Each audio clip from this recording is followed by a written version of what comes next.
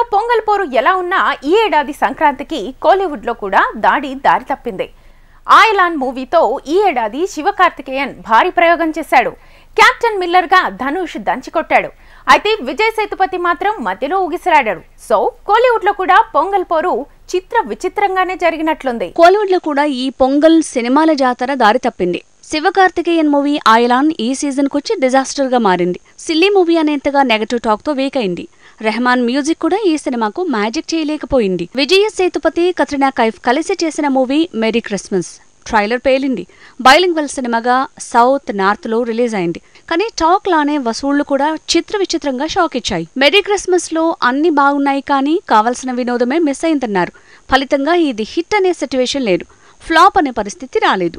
Average కి above average కి మధ్యలో ఊగిసలాడుతోంది. కోలీవుడ్ లో ఈ ఏడాది శని సంక్రాంతి అనే పరిస్థితి తీసుకొచ్చింది మాత్రం కెప్టెన్ మిల్లరే. ధనుష్ హీరోగా తెరకెక్కిన ఈ సినిమా వసూళ్ల వర్షమే కాదు, టాక్ తో కూడా కిక్కిస్తోంది. హిట్ ని కన్ఫర్మ్ చేసుకుంది. సంక్రాంతికి కోలీవుడ్ లో కూడా సినిమాల మధ్య పోటీ ఉన్నా వసూళ్ల వరదలకి ఢోకా ఉండేది కాదు. కానీ ఈసారి అక్కడ థియేటర్స్ లో సమస్యలొచ్చాయి.